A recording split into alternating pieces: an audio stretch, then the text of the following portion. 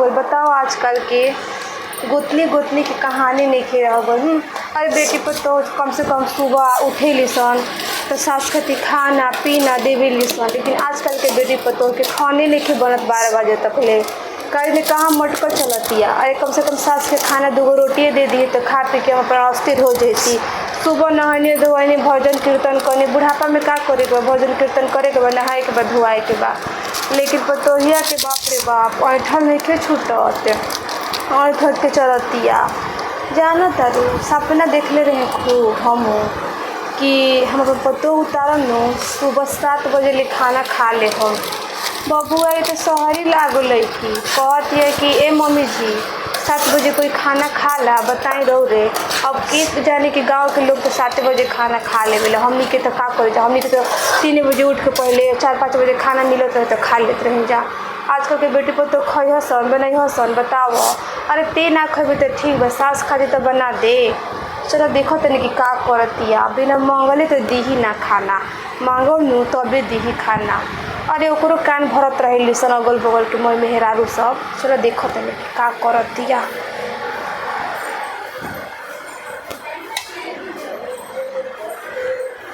कहाँ गइलो ए कन्या? हम का करत रो? कुछ ना, आलू बाप के लिए हाथ रहे। अभी तक ले तार खाना ना बनल हो? ना मम्मी। बताओ अभी तक ले खाना ना बनैली, अभी तक ले इनकर खाने रसोई चलता घर में, अभी तक ले मसालो नहीं के भुजले। थोड़ा लेट हो गया खाना बनाए में। अरे तो लेट हो गई बा तो ठीक बा, कम से कम भाई बुढ़िया के खाना दे दे तू, खा पी के बुढ़िया अस्थिर हो जाए। 2 रोटिए देले रह तू, बुढ़िया के भूखे रखले बारू, अभी तक ले खाना नहीं खूब बनैले। बताओ थोड़ा का बनाओ तरू?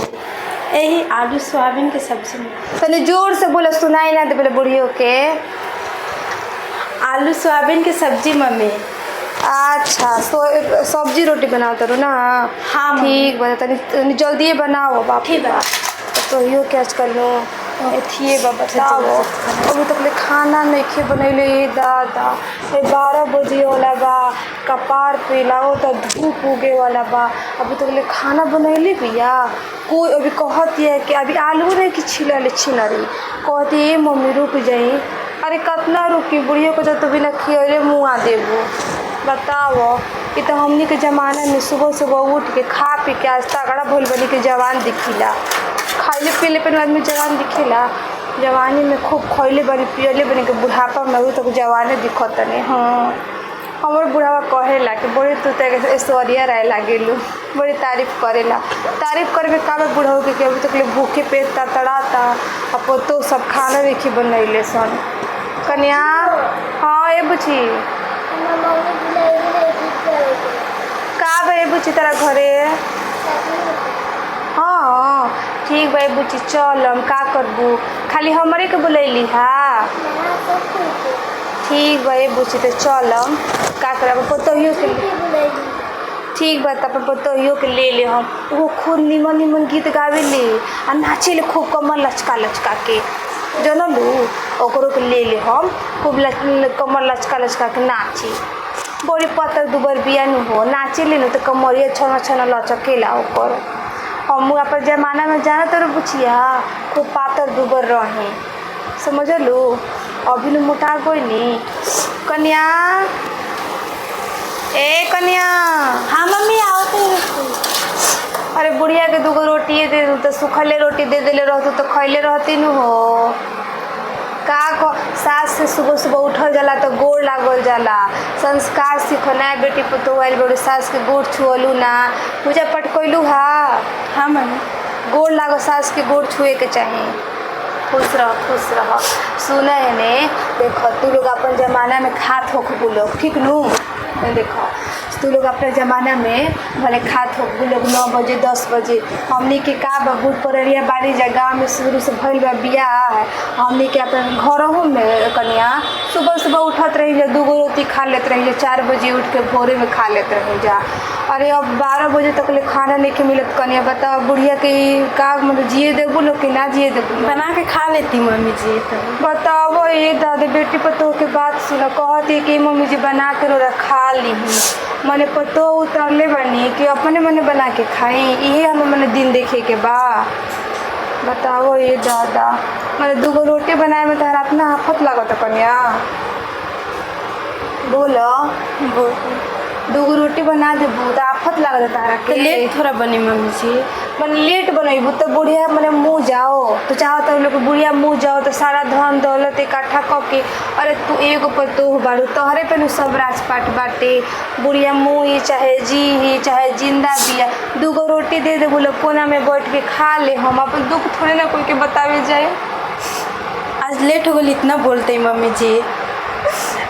ये कन्या देखो हम बोले नहीं बोलत बुढ़िया के पेट गुड़गुड़ात रहेला बुढ़ापा के देव बुढ़वा खिया पिया के पहले हमरा के टंच क के रखत रहे लेकिन तू हमारा के रूम कभी तक ले खाना नहीं को देले ठीक बा कन्या तू आराम करो हम ही जाते नहीं खाना बनावे चलो अब बुढ़िया से खाना बनाओ तैसे ये जमाना बाकी अब ये दिन देखे के बाद के बुढ़िया से खाना बनोई हो सब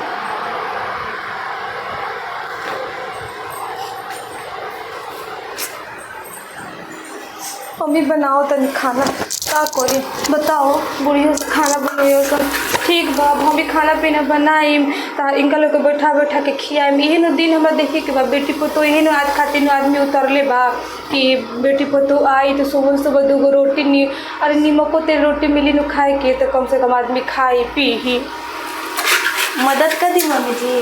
न रहे दे कनिया आव नहीं आव रहे तो मदद करे के कहत रू बूढ़ परेनिया से काम करवावल जाला खाली में बोलते ठीक बा हाली हाली खाना बनाओ कन्या जान तरू जल्दी जल्दी हाँ आलू उलू छील लो आ देख हमारे कन्या सब तैयारी क देले बिया हो बोले एक मुँहवा तनी बोले ला लेकिन दिल के साफ ही हम कन्या खाना पीना मैं नहा धोआ के तैयार बिया सब कुछ करे ले हमारे कन्या देखो तो सब्जी बनाओ तरी न अपना निमन सब्जी बनावे ली हमें कन्या कि एजा बनेला न तो 2 घर महकेला इतना अच्छा गम के सुगंध देवेला न कि लोग कहेला कि वाह केकरा ए चाची तारा घरे का खाना बनता लोग पूछे खाती आवेला कन्या हम जल्दी जल्दी सब्जी बना दे बोलू आ थी एक संगे का बनेली बड़ू रोटी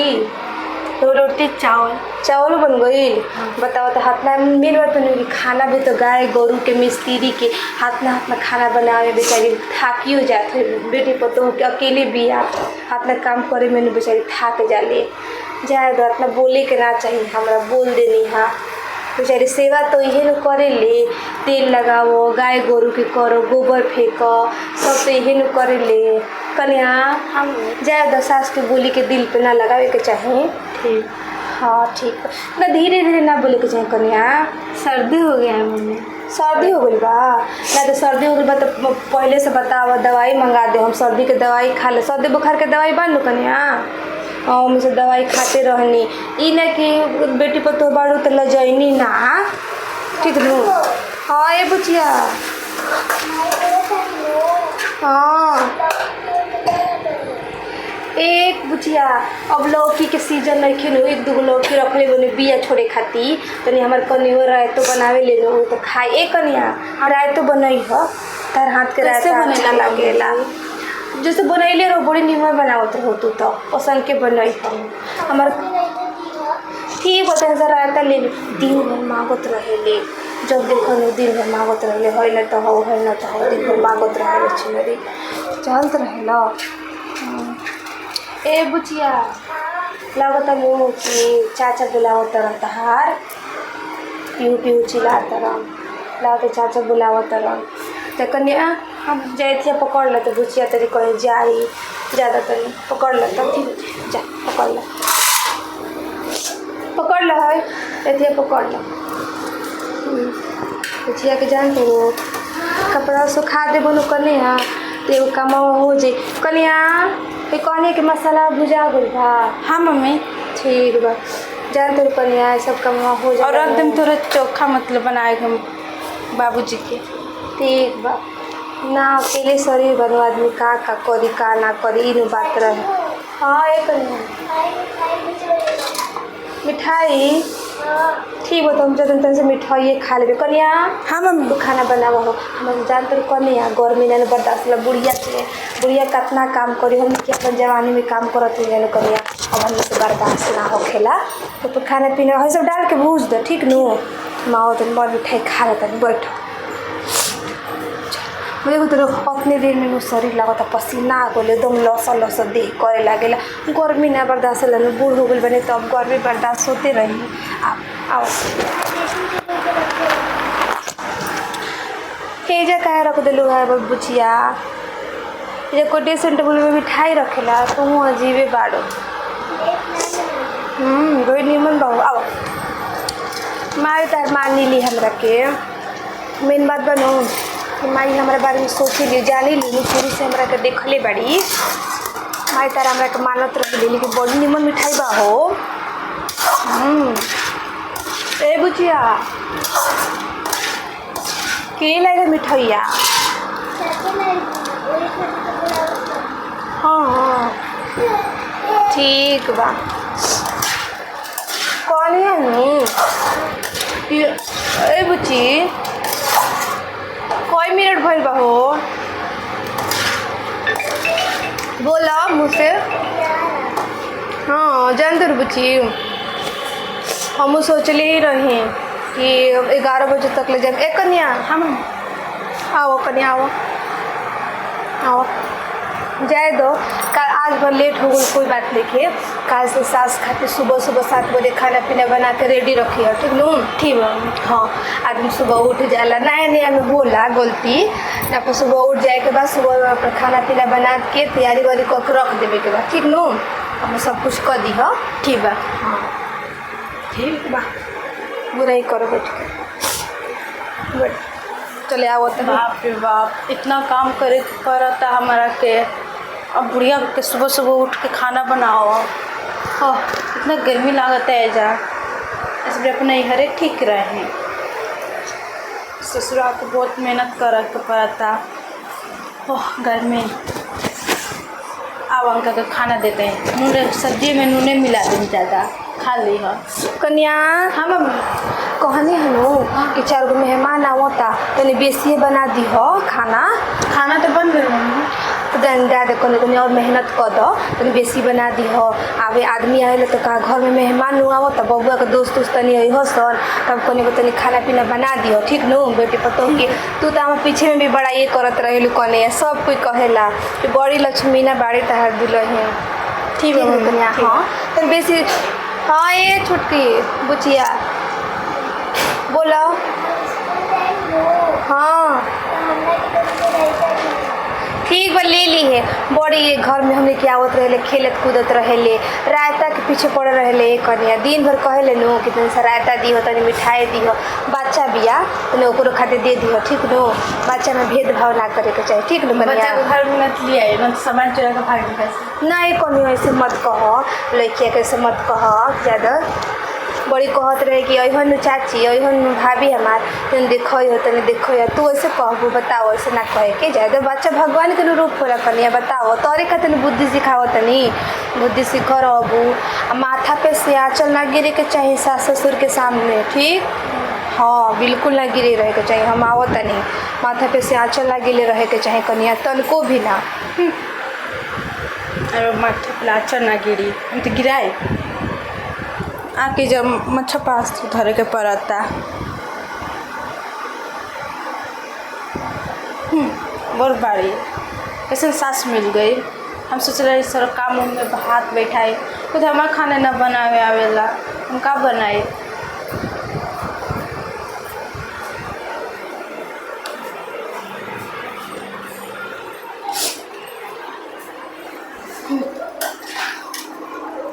ऐसा सब्जी बनल बा